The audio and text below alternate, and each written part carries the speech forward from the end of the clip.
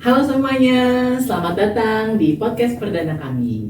Nah, hari ini kami akan membahas terkait satu buku yang berjudul Pergerakan Modern Islam di Indonesia tahun 1900 sampai 1942. Nah, buku ini tuh buku yang bisa dibilang sangat menarik nih teman-teman, karena mungkin teman-teman jarang mendengarnya gini, atau apa pertama kali nih teman-teman mendengarnya.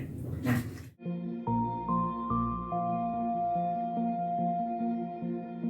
hari ini saya tidak akan sendiri. Saya ditemani oleh 3 teman saya. Mungkin kita kenalan yuk satu-satu. Boleh dari kanan dulu? Halo semuanya, nama aku Syafira Nurhaliza Rahma. Boleh? Halo semuanya, nama aku Irana Ainda. Boleh? Halo, nama saya Valid Kusuma. Oke. Nah, karena teman-teman sudah memperkenalkan dirinya, mungkin kita lanjut ke pembahasan bukunya. Nah, pembahasan buku ini sebelumnya aku disclaimer dulu nih. Ada 4 segmen, jadi akan dibagi menjadi 4 bahasan dengan masing-masing babnya nih. Kita mulai dari segmen pertama. Kebetulan nih di segmen pertama ini kita ngebahas bab 1, yang dimana judul dari bab 1 itu terkait asal-usul dan pertumbuhan gerakan Islam, gerakan pendidikan, dan gerakan sosial. Jadi pada saat saya membaca gitu ya buku ini tuh di bab 1 berisikan terkait bagaimana munculnya nih pemikiran-pemikiran nih awalnya yang nanti menjadi pelopor dari suatu pergerakan nasional, terutama untuk berlandaskan agama Islam, yang dimana terutama ya ada di daerah Sumatera Barat, kemudian di Jawa pun di Jawa Barat, di Majalengka, di Bandung, sama di Muhammadiyah di Jawa ya, Jawa Tengah ya. Nah, pemikiran ini tuh dibawa oleh tokoh-tokoh yang jujur ketika aku membaca terkait semacam sejarah mereka di buku ini gitu ya, yang diceritakan mereka tuh pergi belajar pendidikan agama tuh sampai ke Mekah. Kemudian mereka kembali membawa ilmu tersebut kembali ke daerah mereka gitu untuk mengembangkan, dan mereka membangun suatu sekolah gitu. Semacam pada saat itu masih sekolahnya itu ya karena agama, jadi masih sekolah yang berlandaskan pada nilai-nilai agama gitu ya, seperti membaca Quran gitu ya, terus mengajarkan nilai-nilai keislaman gitu ya. Selanjutnya setelah mereka sudah membangun sekolah agama gitu, mereka melihat kondisi sosial, jadi mereka bergeraklah ke dalam bidang sosial dari lembaga sosial ekonomi gitu, dari lembaga-lembaga agama tersebut, sampai akhirnya muncul di tahun 1930-an itu muncul banyaknya gerakan-gerakan politik gitu loh untuk menentang si kekuasaan dari kolonial Belanda gitu. Nah, mungkin dari bahasan aku seperti itu ya guys. Untuk lebih lengkapnya mungkin kita akan bahas ke segmen kedua. Boleh? Baik, di bab 2 ini sebenarnya penulis yaitu Bapak Delia Nur ini lebih menguraikan asal-usul dan dinamika pertumbuhan gerakan politik Islam di Indonesia itu sendiri. Jadi beliau ini tuh berargumen bahwa gerakan berbasis politik Islam di Indonesia itu tidak jauh-jauh dari akarnya itu Sarekat Islam ataupun pertumbuhan Sarekat Islam itu sendiri. Nah, kemudian dilanjutkan oleh partai-partai Islam lain seperti Persatuan Muslim Indonesia dan juga Partai Islam Indonesia. Nah, di Sarekat Islam ini juga sejak didirikan di tahun 1911, Sarekat ini tuh di bawah kepemimpinan banyak tokoh ya. Adapun tokoh-tokoh terkenal seperti Haji Saman Hudi, Cokro Aminoto, Abdul Muiz, Haji Agus Salim, bahkan tokoh terkenal dari kiri yakni Semaun begitu. Nah, perjalanan SI ini di bab 2 ini tuh terbagi menjadi 4 babak. Yakni pertama 1991 sampai 1916, yakni awal-awal formasi awalnya, bagaimana mereka itu awalnya untuk kegiatan sosial dan ekonomi ya, untuk perdagangan batik begitu, perdagangan batik pribumi melawan apa ya namanya pedagang Cina dan juga wet atau peraturan-peraturan yang menindas dari Belanda itu sendiri. Lalu pada tahun 1962 sampai 1921 yakni sudah dimupuk begitu menjadi organisasi yang lebih matang lagi dan juga termasuk masa kejayaan mereka begitulah ya. Nah, di tahun 1921 hingga 1927 tuh baru masuk tuh pemikiran radikalisasi dari kiri ataupun khususnya dari SI Semarang ya, yakni Semaun, pemikiran-pemikiran komunis yang menjadikan pada babak itu tuh SI itu tuh punya perseteruan lah di internalnya. Selain perseteruan, mereka juga ditekan oleh eksternal, yakni dari kolonial Belanda itu sendiri.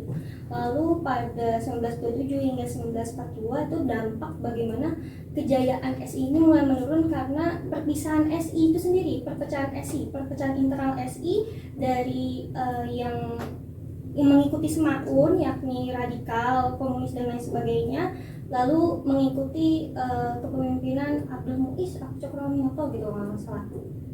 Itu terbagi dua begitu. Nah, pembagian dua ini juga meredupkan gitu ya SI yang bukan Semaun atau ISDV dan lain sebagainya itu menjadi meredup karena masuknya Jepang begitu ke Jawa, karena Jepang sendiri kan juga memobilisasi Islam itu sendiri, tapi kan Islam itu juga agak bukan radikal, lebih tepatnya melawan juga ya. Jadinya mereka agak redup punya tujuan juga ya gitu ya.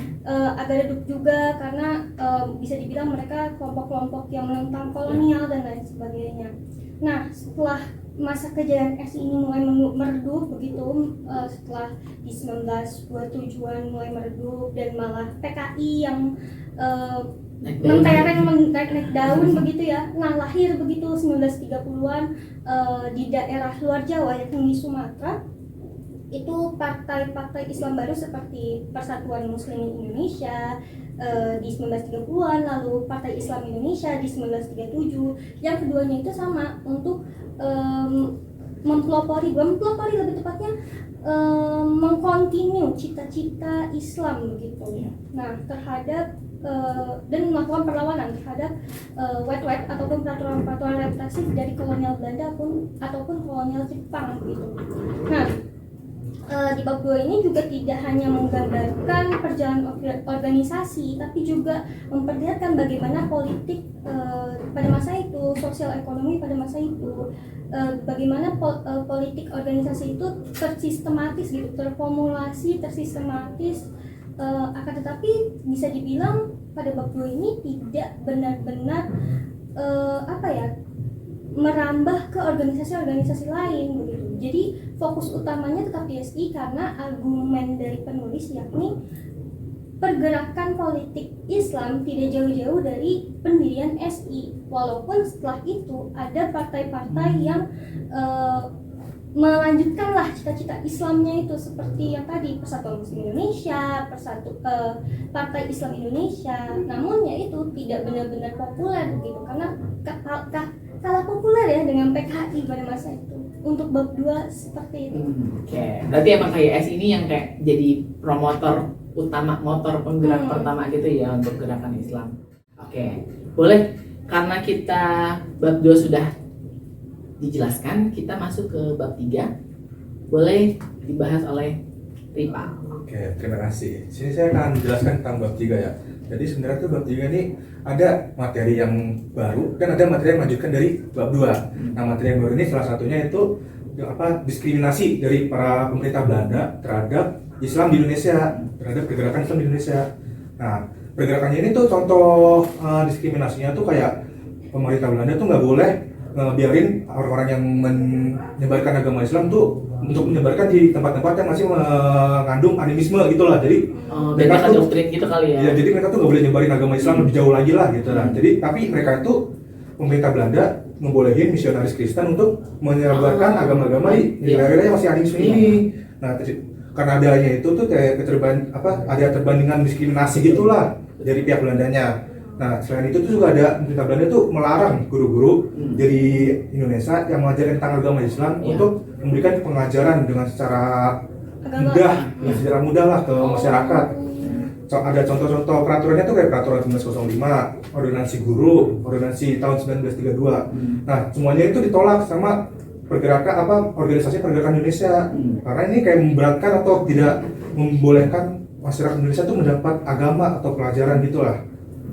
Nah, selain itu tuh di adanya perbedaan pengajaran gini ya, makin membuat masyarakat Indonesia tuh kan kayak semakin nggak punya dapat pendidikan, nggak bisa dapat pendidikan ya, jadi kayak pendidikan itu cuma dapat sama kiai atau bangsawan doang gitu ya.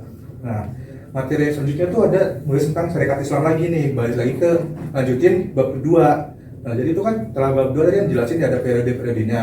Nah, di bab 3 ini lebih menjelaskan pada saat syarikat Islam itu menerima pengakuan secara hukum dan bagaimana syarikat Islam itu menghadapi hambatan-hambatan yang dilakukan oleh pemerintah Belanda gitu. Jadi kan syarikat Islam itu mengajukan pengakuan secara hukum pada tahun 1913, lalu itu diterima diterima oleh pemerintah Belanda karena pemerintah Belanda ini memikirkan kayak kalau ini nggak diterima berarti itu artinya seruan perang gitu. Nah, karena habis terima secara hukum juga syarikat Islam malah mendapat banyak hambatan gitu dari pemerintah Belanda, dari orang-orang yang kontra sama syarikat Islam itu. Contohnya tuh ada di tahun 1917. Jadi 1917 tuh ada bencana kelaparan di Pulau Jawa. Nah, ada salah satu kejadian lah di daerah Cimareme kalau salah namanya. Situ ada ketahuan ada salah satu anggota dari syarikat Islam Afdilimbe, syarikat Islam bagian B. Nah, di situ tuh syarikat Islam dituduh kalau itu berafiliasi sama mereka, padahal aslinya tuh enggak. Yang Semaun dan kawan-kawan. Nah, saya kurang tahu, tapi di situ tuh disebutnya kalau mereka itu kayak syarikat Islam Afdilimbe tuh mereka bertujuan untuk menggulingkan pemerintah Belanda dan membunuh orang-orang Eropa dan orang-orang Cina di Hindia Belanda gitu. Nah, syarikat Islam yang SA yang sentral ini tuh kan dituduh, tapi mereka tuh nggak mau ngakuin gitu karena mereka yang nggak berafiliasi sama itu. Nah, salah satu tokoh yang ditangkap karena kejadian ini tuh namanya Sosro Cardono, itu dia sekretariat Syarikat Islam kalau nggak salah. Dia dihukum 4 tahun penjara gitu. Terus Cok Ramil itu juga sempat dituduh memberi keterangan palsu pada saat sidang Sosro Cardono gitu. Nah, karena adanya kejadian ini tuh kayak mulai banyak anggota Syarikat Islam tuh yang keluar atau ditangkapi sama pemerintah Belanda gitu loh. Nah, terus selain itu ada hambatan-hambatan yang diberikan oleh pemerintah Belanda tuh kayak pemerintah Belanda tuh mendirikan organisasi yang bernamakan Islam atau Arab, tapi mereka tuh sebenarnya untuk memperkeruh atau mempergaduh kayak boneka gitu kali ya, kayak dijadiin adu domba gitulah sama syarikat Islam ini gitu. Jadi mulai saat itu tuh kayak mulai hambatan-hambatannya tuh mulai parah banget lah gitu. Makanya akhirnya syarikat Islam tuh hijrah cara berpolitiknya. Betul. Ya kan, biasanya yang dari radikal. Jadi makin lembek atau semakin kooperatif lah gitu lah. Makanya itu setelah kejadian itu sampai masa Belanda terakhir berkuasa di Pulau Jawa, Syarikat Islam tuh udah mulai kooperatif, gak seperti sebelumnya yang lebih non kooperatif gitulah. Mungkin segitu aja ya pembahasan dari bab 3. Tapi kalau misalnya si Serikat Islam ini lebih kooperatif, respon si Belanda apakah dia tetap kayak menindas si Serikat Islam atau kayak ya udah jadi lebih kalem sama Serikat Islam gitu? Kan si ini udah mau kooperatif nih si Serikat Islam. Dijelasin nggak? Lebih tepatnya itu tidak terlalu gamblang dijelaskan demikian. Akan tetapi Belanda ini lebih tepatnya mereka kayak ngelish gitu, bisa dibilang ngetali si Syarikat Islam. Walaupun benar-benar kayak ya udah dia kooperatif tapi tetap diliatin gitu. Diawasi. Karena pada saat itu kan juga banyak organisasi yang mulai tumbuh juga kan, yang lebih radikal lagi kan, banyak yang lebih gak mau kooperatif sama pemerintah Belanda lah. Makanya dia kayak lebih mementingkan yang baru diri ini gitulah. Betul. Ya. Oke, menarik banget guys pembahasannya. Mungkin boleh kita lanjut ke segmen terakhir bab 4. Ini pasti lebih gong lagi nih ya. Boleh rekan saya Safira? Kalau di bab 4 ini tuh ngebahas soal reaksi di kalangan tradisionalis dan juga nasionalis yang netral agama. Nah, kita masuk ke kalangan tradisionalis dulu ya. Ya. Ini tuh pertama dibahas di daerah Sumatera. Nah, jadi ini tuh reaksi pertama itu dipimpin oleh Datuk Sultan Maharaja. Nah, keluarganya si Datuk Sultan Maharaja ini itu tuh emang terkenal dia membenci Islam gitu sekeluarganya, dan keluarganya tuh juga sangat berusaha untuk memurnikan nilai-nilai adat dari gerakan-gerakan pembaharu Islam gitu kan. Iya, betul. Nah, untuk untuk masalahnya itu erat kaitannya dengan masalah waris gitu. Jadi kalau misalkan di kalangan adat sendiri, mereka tuh berpendapat kalau misalkan harta milik orang meninggal itu diwariskan kepada kalangan suku dari keturunan ibu. Sedangkan kalau misalkan dari gerakan pembaharu sendiri itu berpendapat kalau misalkan harta waris itu diwariskan kepada keluarga Batih. Keluarga Batih itu ya keluarga inti doang, kayak cuman ayah, ibu, dan anak-anak yang belum menikah. Jadi nggak ada kaitannya sama suku gitu, suku gitu loh. Jadi kan itu kan beda kan. Enggak, itu tuh akhirnya memunculkan konflik antara kaum muda. Kaum muda itu kan mereka condong ke gerakan ini ya, gerakan pembaharu, dan kaum tua yang cenderung masih ke adat gitu kan. Nah, hingga puncaknya itu muncullah organisasi Sumatera Tawalib yang memperjuangkan ajaran Islam yang lebih modern. Kemudian masuk ke daerah Jawa. Nah, kalau di daerah Jawa ini kan terkenalnya dengan munculnya Nahdlatul Ulama ya. Tetapi sebelum itu gerakan pembaharu Islam di Jawa ini dipelopori oleh Ahmad Dahlan. Nah, Ahmad Dahlan ini kan mendirikan Muhammadiyah ya kan, yang kita kenal gitu di tahun 1912 gitu kan. Nah, Muhammadiyah ya ini dia mendirikan itu ya bertujuan untuk menghilangkan sifat-sifat ajaran Islam tuh yang masih mengandung bid'ah, terus juga khurafat, pokoknya yang kayak masih ada unsur-unsur musyriknya gitulah gitu kan. Nah, habis itu kalangan ada tuh mengetahui hal ini itu bereaksi dengan mendirikanlah si NU ini atau Nahdlatul Ulama ini di tahun 1926. Nah, Nahdlatul Ulama ini itu didirikan ya tujuannya untuk mempertahankan ajaran Islam yang masih mengandung nilai adat gitu kan, yang masih ada unsur adatnya gitu. Nah, kemudian masuk ke reaksi kalangan nasionalis yang netral agama. Nah, ini tuh ditandai dengan munculnya organisasi seperti National Indie Party atau NIP, dan tokohnya tuh contohnya Soekarno gitu ya. Nah, jadi ini tuh mereka ini itu memperjuangkan nasionalisme tanpa terikat pada suatu ajaran agama tertentu gitu. Nah, dimana pada saat itu kan organisasi gerakan kayak Sarekat Islam itu kan sangat mendominasi kan. Nah, mereka tuh memperjuangkan itu supaya nasionalisme tuh nggak terikat sama agama tertentu itu. Nah, upaya ini tuh dilakukan dengan membentuk kesatuan politik, yaitu Perhimpunan Partai-Partai Politik Kebangsaan Indonesia atau PPPKI di tahun 1927. Tapi nggak berselang lama, itu juga nggak bertahan lama sih. Itu pecah atau kayak ya bubar di tahun 1930 karena pada saat itu ya masing-masing dari mereka tuh masih kekeh gitu loh, sama yang satu pengen nasionalis tanpa agama, yang satu masih ingin nasionalis tapi sama agama gitu kan. Ya, habis itu tapi seiring berjalannya waktu akhirnya dari dua kalangan ini tuh dibentuklah si GAPI itu atau Gabungan Politik Indonesia gitu. Ini dibentuk di tahun 1939, itu dibentuk supaya ini akhirnya mereka kan sadar untuk mencapai suatu kemerdekaan itu ya mau nggak mau mengambil jalan tengah lah, akhirnya dibentuk si GAPI ini kayak gitu sih kalau dari bab 4 itu. Oke. Berarti kalau di bab 4 ini membahas lebih dalam dari bab 2, 3 reaksinya ya, lebih banyak di reaksi partai politik lain ataupun organisasi lain terhadap gerakan Islam itu sendiri ya. Jujur tadi tuh menarik banget ya ketika dibahas terkait ada adat dan kaum agama gitu ya, yang dimana memang memang kayaknya kalau adat tuh emang udah dari zaman dulu, emang nenek moyang kita tuh kayaknya sangat kuat dengan tradisinya gitu kan, sehingga muncul kelompok agama yang dimana ingin mungkin bisa dibilang kayak memurnikan itu gitu loh, mungkin mengakulturasi, ingin memurnikan akulturasi gitu kan, lebih tepat. mungkin mengakulturasi ya lebih tepatnya gitu. Nah kemudian ternyata ketika punya tantangan, ternyata ada tantangan lagi, tantangan dari dalamnya itu si ada atau kaum kan mungkin bahasa sekarang konservatif, sedangkan ada tantangan dari luarnya itu ya orang-orang kolonial itu sendiri Iya, gitu ya. Nah itu kan kayak menarik gitu, apalagi tadi dijelasin juga ada kayak kaum nasionalis gitu kan, yang bener-bener dia nggak mau berdasarkan Nggak mau terikat agama iya, sama sekali. agama sama sekali gitu ya. Jadi kayak kerennya itu adalah bagaimana tantangan mereka dari ada berapa kubu tuh, yang tradisi, yang agama, sama yang nasionalis melawan sih dari luar itu gitu.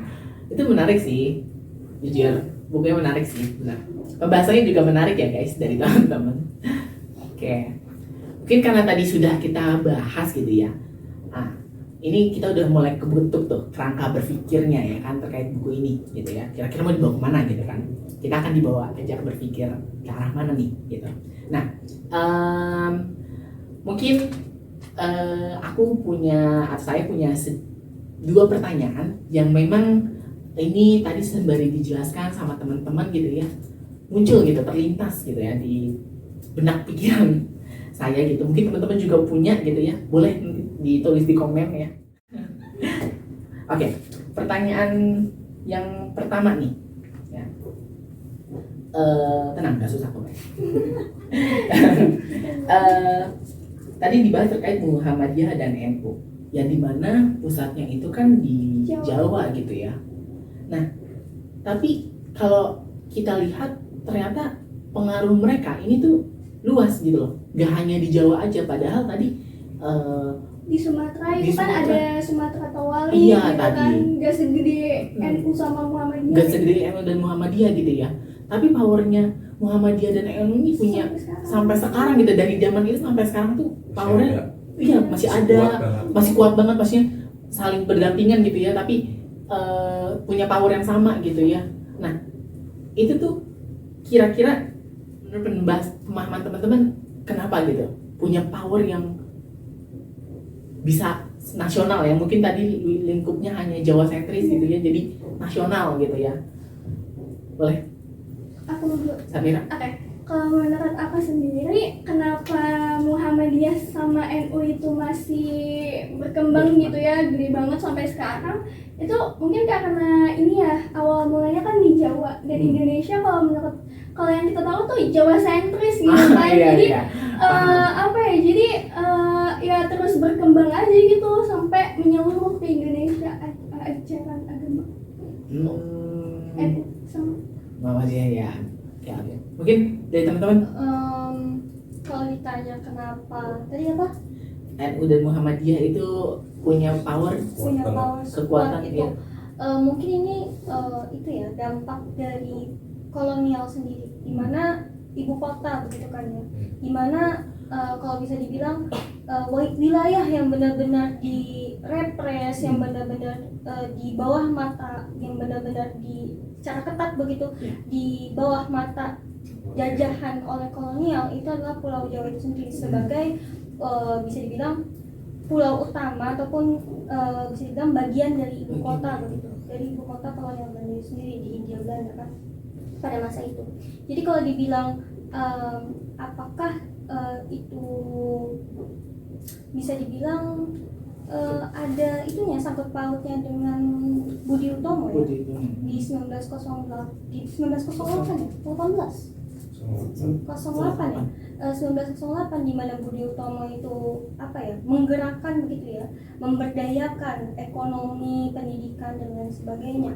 Yang itu bisa karena kan pada masa itu pendidikan itu kan tidak benar-benar bisa diakses, apalagi kita juga direpres secara ekonomi, secara sosial oleh kolonial Belanda pada masa itu. Dan gerakan-gerakan pendahulu seperti Budi Utomo ini bisa dibilang menjadi secercah harapan begitu ya, ataupun sebagai cikal bakal ataupun sebagai center begitu ya, penunjuk bagi orang-orang pada masa itu untuk melihat bahwa oh ada sebuah ketimpangan yang terjadi di masa itu gitu. Kita mengalami ketimpangan gitu, yang mana hak-hak kita tuh tidak benar-benar dipenuhi dan lain sebagainya. Nah, kalau dibilang kenapa sih Muhammadiyah dan NU itu pada akhirnya yang berasal dari Jawa itu bisa mempunyai pengaruh besar di Indonesia sampai masa kini begitu kan ya, Muhammadiyah dan NU itu tuh juga berdasarkan pada penggerak-penggeraknya pada masa itu di Jawa itu sendiri. Pada masa itu di Jawa itu sendiri kan pergerakan politik Islam itu sendiri sebagai cita-cita Islam begitu kan ya, itu kan sangat gembor-gembornya begitu kan ya. Nah, NU sebagai dan Muhammadiyah ini sebagai yang dijelaskan oleh Safira tadi di bab 4 kalau nggak salah ya. Nah, itu kan sebuah wujud bisa dibilang perlanjutan cita-cita Islam lah ya, kalau bisa dibilang cita-cita Islam. Adapun di Latter Days itu kan ada yang namanya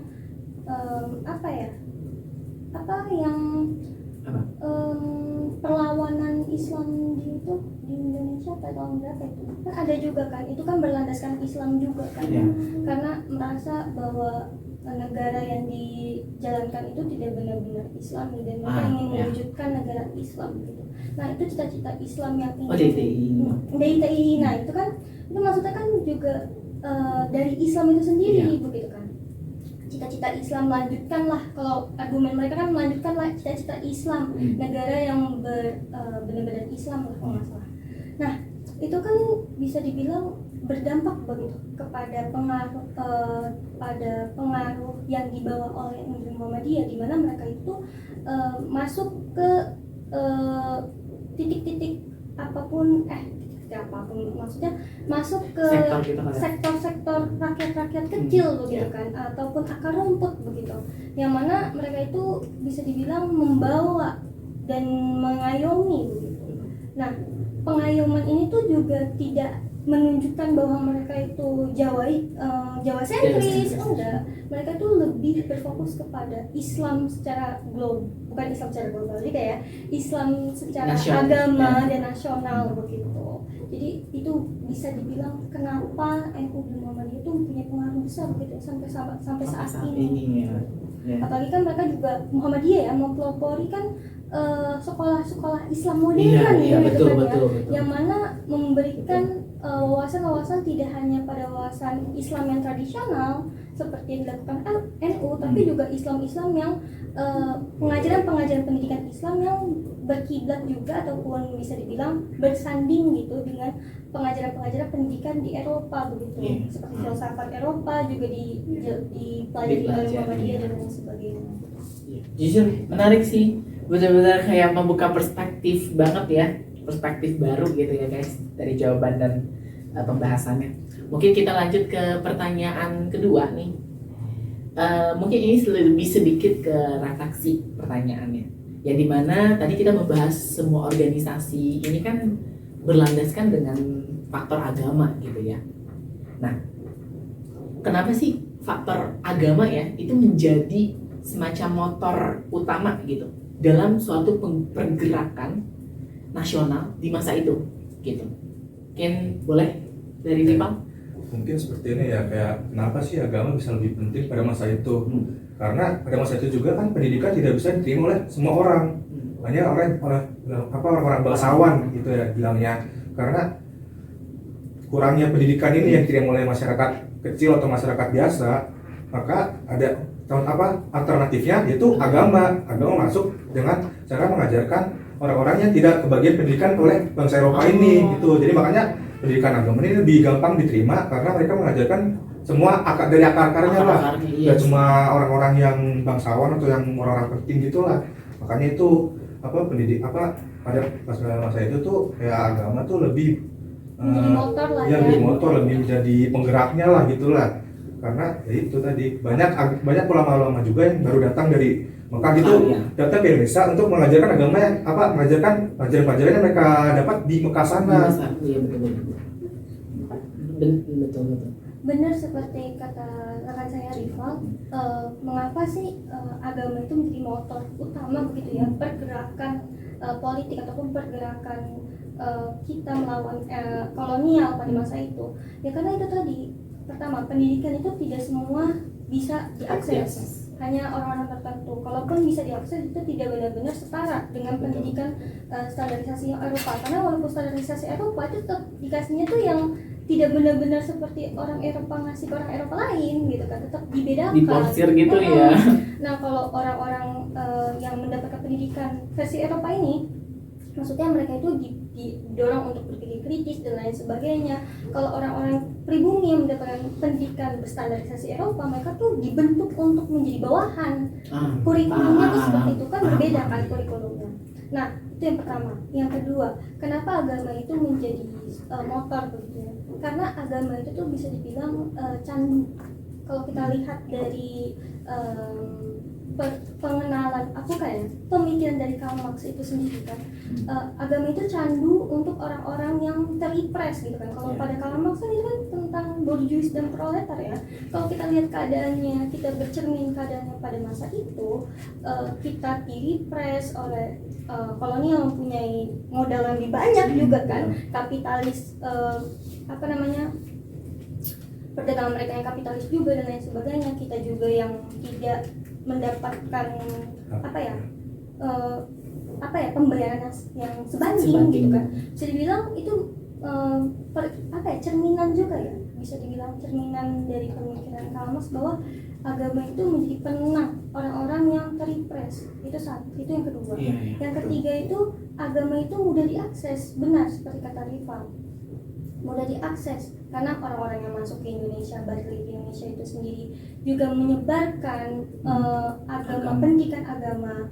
Karena dalam Islam itu sendiri yang saya tahu sebagai penganutnya gitu kan ya, Islam itu mendorong umat-umatnya untuk berpendidikan, mencari ilmu, menuntut ilmu agar tidak hanya, dan mendorong untuk berpikir kritis juga. Kalau kita lihat ya, tidak hanya berdiam diri terus kayak hanya menyerah kepada Tuhan, enggak juga. Kita tuh harus tetap berusaha juga. Nah itu mungkin 3 alasan mengapa agama menjadi motor begitu ya. Nah selain pendidikan yang tidak mudah diakses, kedua itu agama sebagai candu juga, lalu Islam juga yang punya nilai terkait pendidikan gitu pendidikan ya. itu sendiri. Yang terakhir itu adalah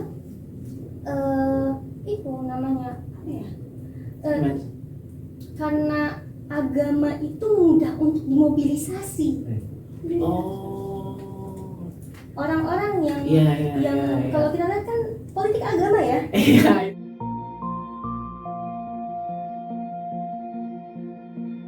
Itu kayaknya Kalau kita lihat pada masa ini, paham. agama itu tuh mudah dimobilisasi. Orang-orang yang bisa dibilang terlalu fanatik terhadap agama, tidak benar-benar kritis terhadap agama, itu tuh gampang untuk dimobilisasi melalui politik agama itu sendiri. Itu sih yang bisa kita refleksikan ya, sampai saat ini begitu. Gitu ya.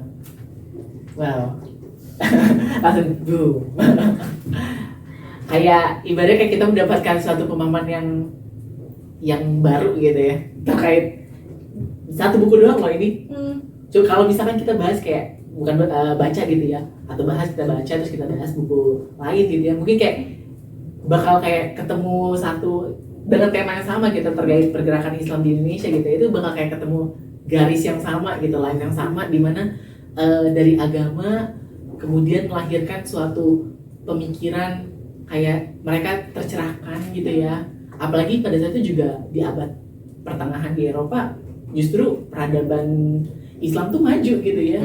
Jadi kayak mungkin para tokoh-tokoh yang organisasi ini ngebentuk lembaga organisasi itu karena mungkin ada romantisasi gitu loh terhadap di abad pertengahan, di mana mereka juga punya budaya yang maju, pendidikan mereka juga luar biasa, filsuf-filsufnya juga banyak gitu loh, yang apalagi di sejarah juga ada gitu ya, kayak siapa, Ibnu Khaldun ya kan salah satunya gitu ya, dan lainnya gitu loh. Di dunia kesehatan juga ada gitu ya, sampai akhirnya mereka punya prinsip untuk melakukan pergerakan itu karena ya penjajahan itu tidak sesuai dengan nilai agama gitu ya, yang dimana harusnya kita manusiakan manusia gitu ya, tetapi justru dengan adanya penjajahan justru mendiskriminasi gitu ya, terutama kita gitu ya, masyarakat kita pada saat itu gitu loh, nenek moyang kita gitu kan. Makanya agama ini ingin, mungkin satu sisi juga ingin menegakkan keadilan gitu loh bagi manusia gitu, bagi dunia juga gitu loh, dengan lewat organisasi-organisasi ini. Walaupun memang ibaratnya ketika mereka bergerak terkesannya terlalu radikal, ada yang kooperatif, tapi ya tujuan mereka sebenarnya sama gitu ya, untuk kesetaraan gitu loh di berbagai sektor, baik ekonomi tadi, baik sosial, baik politik, baik agama juga tadi ya, ada yang diskriminasi agama gitu ya. Nah, benar jadi pembelajaran sih untuk kita sekarang.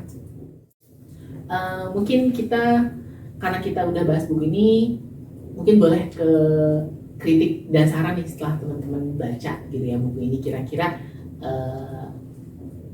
tadi misalnya ada yang kira-kira nih perlu baca buku terkait ini nih untuk pergerakan Islam yang lebih lengkapnya nih gitu. Boleh dari teman-teman, dari Iren?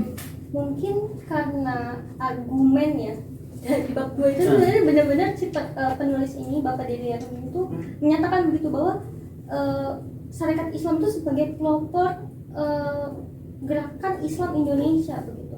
Jadi buku ini lebih membahas Sarekat Islam begitu kebanyakan. Walaupun sebenarnya pada buku ini kalau kita lihat ya, ini kan gerakan modern Islam ya. Ya kan, gerakan modern Islam. Tidak hanya kita berpatok kepada satu organisasi, tapi harusnya tuh kita harusnya penulis itu kalau kita melihatnya gitu ya. Kalau dia judulnya itu gerakan modern Islam, berarti semuanya harusnya gitu ya. semuanya begitu lebih menginclude. Harusnya tadi juga membahas tentang lebih banyak NU dan Muhammadiyah ya kan, tapi nyatanya malah membahas lebih banyak Sarekat Islam. Walaupun dibagi 4 periode, tapi ya tetap aja menceritakan tentang Sarekat Islam begitu. Bukan walaupun karena dari argumennya juga ya, Sarekat Islam itu menjadi pelopor bisa dibilang gerakan Islam gitu.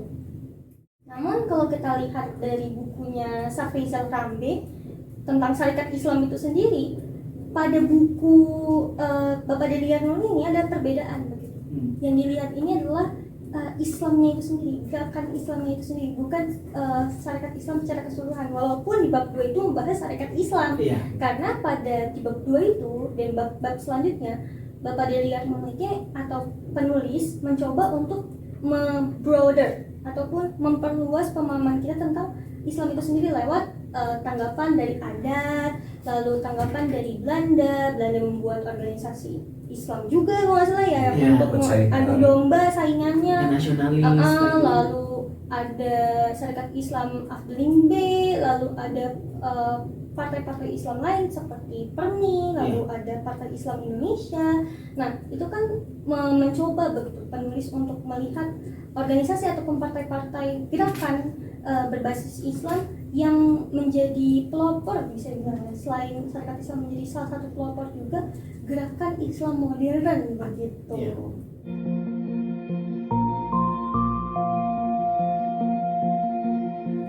Oke, dari teman-teman cukup? Sebenarnya cukup ya, sama gitu ya, karena kita sekelompok.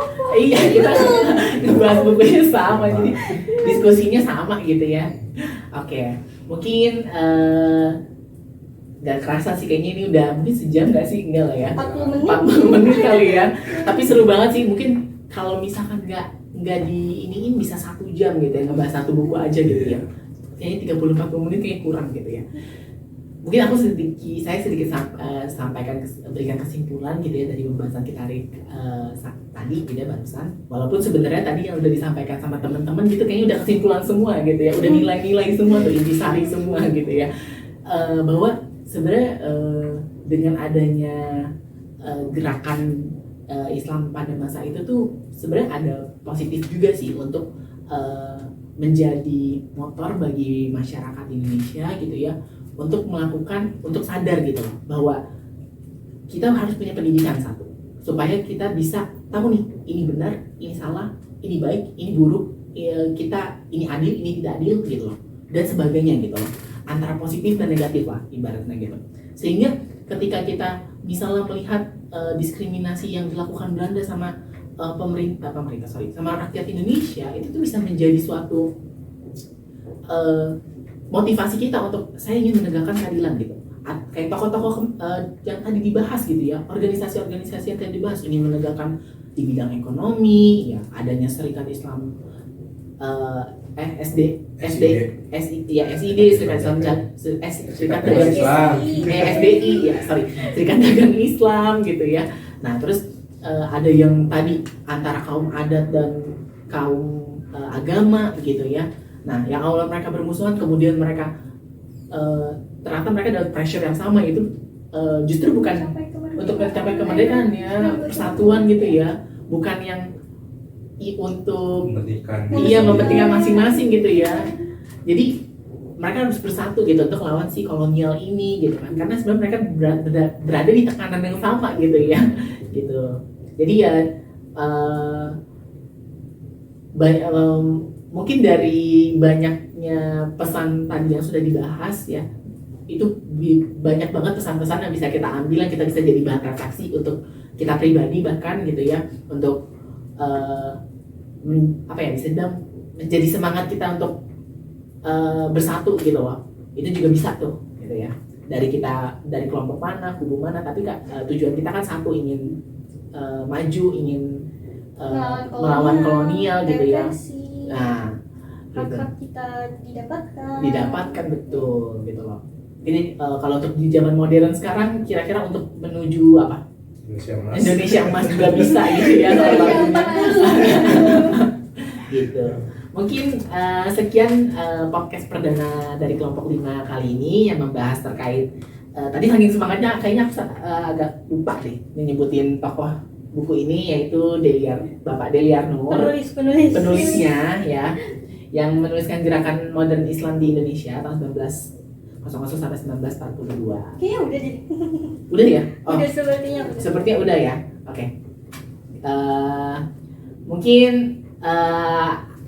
saya akhiri. Saya sebagai moderator pamit undur diri bersama dengan teman-teman saya, ada Irene, Safira, dan Rival.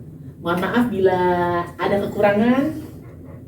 Sampai bertemu di podcast selanjutnya. Dadah.